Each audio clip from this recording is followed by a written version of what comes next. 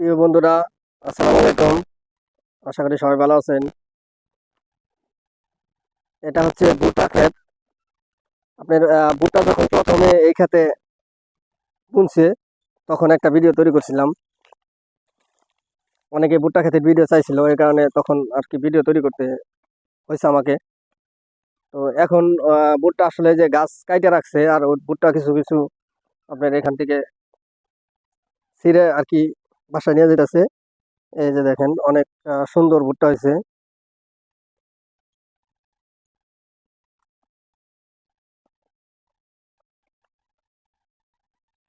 তো একটা গাছে থেকে ভুট্টা দেখাই, দেখলে আরো ভালো লাগবে।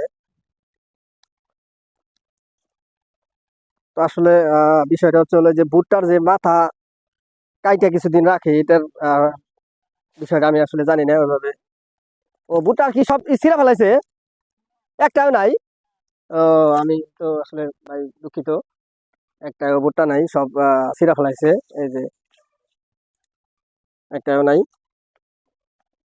তো যাই হোক, ভুট্টায় অনেক ফলন ভালো হয়েছে। আজাহার ভাইয়ের সাথে কথা বলে জানতে পারলাম। তো একটু আজাহার ভাইয়ের সাথে কথা বলবো, বাড়িতে গেছে, আসলে পরে খুব সুন্দর হয়েছে।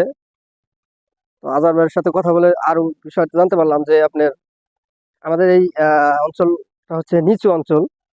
তো এইখানে হলো আপনার আমাদের এই নিচু অঞ্চলের কারণে আমাদের এই জমিতে আপনার দুইটা শস্য আবাদ করে। একটা হচ্ছে হলো সরিষা, আর একটা হচ্ছে হলো ধান। এবার এই ক্ষেতে মোটামুটি তিনটা আবাদ হইলো আর কি। আর দুইটা হয়েছে আর কি, তিনটা হবে। কারণ হচ্ছে সামনে আবার ধান, এই ভুট্টা উঠানোর পরে আবার ধান রোপণ করবে, ধান বুনবে আর কি। তো আজা ভাই আসুক, আজা ভাইয়ের সাথে একটু কথা বলবো, দেখি কি পরিমাণ লাভজনক হইলো আর কি।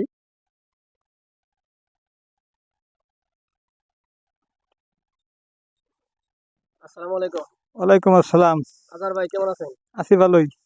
আপনি তো একজন জেনুইন কৃষক। জি। তো ওই যে এই ক্ষেত্রে যখন ভুট্টা রোপণ করছিলেন আপনি, তখন কিন্তু আমি একটা ভিডিও তৈরি করছিলাম, জি। মনে আছে? মনে আছে। তো তখন বলছিলেন যে যদি ভুট্টা ভালো হয়, পরবর্তীতে আমি আরো বেশি ভুট্টা রোপণ করবো। হ্যাঁ, তো হ্যাঁ। আসলে ভুট্টার কিরকম ফলন হলো বা কি রকম কি আসার বিষয় একটু বলেন। ফলনের মধ্যে 10 ডিসেম্বর জায়গা বুনছি পরীক্ষামূলক। হ্যাঁ, তাতে অনুমানে নিচের পক্ষে 12 মণ হবে। 10 ডিসেম্বরে। 10 ডিসেম্বরে। সেক্ষেত্রে আমাদের এলাকায় তো আপনার সরিষা রোপণ করে, সরিষার চেয়ে কি এই ভুট্টা লাভজনক বেশি নাকি? অনেক বেশি। তাই? তো ভবিষ্যতে কি আরো এই ভুট্টা রোপণ করার জন্য মানে বেশি আগ্রহ আছে, না কেমনি কি? রোপণ করার মধ্যে আমি ভুট্টা কাইটে ধান ধান বুনু। এই এই এই এই এই জমিতে? এই জমিতেই হ্যাঁ। ধান আর বুনবো। তারপরে আগামীতে ধানে দেখা যায় মোটামুটি ফলন হয়। সেক্ষেত্রে আগামীতে 200-250 ডিসেম্বর বুনবো আমি কি ভুট্টা? ভুট্টা। মানে ভুট্টা মানে ধানের চেয়ে বা সরিষার চেয়ে লাভজনক বেশি? অনেক তাই না? অনেক বেশি। শস্য হইলে খুব হলে 1 মণ শস্য হবে। এই 12 ডিসেম্বরে। 12 ডিসেম্বরে 1 মণ, তাই যথেষ্ট। 10 ডিসেম্বরে আর এইখানে ভুট্টা হইতেছে 12 মণ। 12 মণ। ভুট্টার মন কেজি কত? মন কত করে? মন নিচের পক্ষে 1200, 1400, 1100। ও, তাহলে তো ভুট্টা অনেক লাভ অনেক লাভ। সরিষার চেয়ে। তো ঠিক আছে, ধন্যবাদ আজহার ভাইকে, অসংখ্য ধন্যবাদ। ভালো থাকবেন আজহার ভাই। আপনার আসসালামু আলাইকুম। ওয়ালাইকুম আসসালাম, ভালো থাকেন। তো যাই হোক বন্ধুরা, আমাদের সেই আজহার ভাইয়ের মুখ থেকে আপনারা শুনলেন। উনি আসলে ছোটবেলা থেকে কৃষক বললে তাকে ভুল হবে না, কারণ ছোটবেলা থেকে জমি জমা চাষ করে। তো জমি জমা চাষের মধ্যে তার অনেক অভিজ্ঞতা আছে। এই কথাগুলো বললো একদম জেনুইন সত্য কথাই, কারণ এখানে কোনো মিথ্যা কথা, মিথ্যার আশ্রয় নেয় নাই। কারণ এখানে 12 ডিসেম্বর জায়গায় সর্বোচ্চ সরিষা হলো 1-1.5 মণ সরিষা হইতো। কারণ এর থেকে ভালো আসলে ওরকম কেউ বলতে পারবে না, কারণ আজহার ভাই সেই ছোটবেলা থেকে কৃষক। আর এখানে ভুট্টা হয়েছে প্রায় 10 ডিসেম্বরে। আর আজহার ভাইয়ের মুখ থেকে শুনলাম মিনিমাম 12 মণ হবে। আর হচ্ছে হলো এই ভুট্টার মনও বর্তমানে 1200 টাকা মন। সেক্ষেত্রে আপনার সরিষার চেয়ে ভুট্টার লাভজনক বেশি।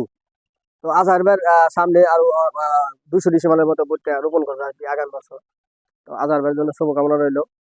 তো আপনারাও যদি ইচ্ছা করেন, তো এই সরিষার রোপণ না করে আপনারা এই ভুট্টা রোপণ করবেন, সেক্ষেত্রে অনেক লাভজনক হতে পারবেন ইনশাল্লাহ।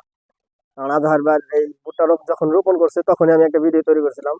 তো তখন বলছে যে যদি ভুট্টা আমি লাভজনক হই, তো সেক্ষেত্রে আমি সামনেতে আরো ভুট্টা বেশি রোপণ করবো, 200-300 ডিসিমালের মতো তার ইচ্ছা আছে আর কি।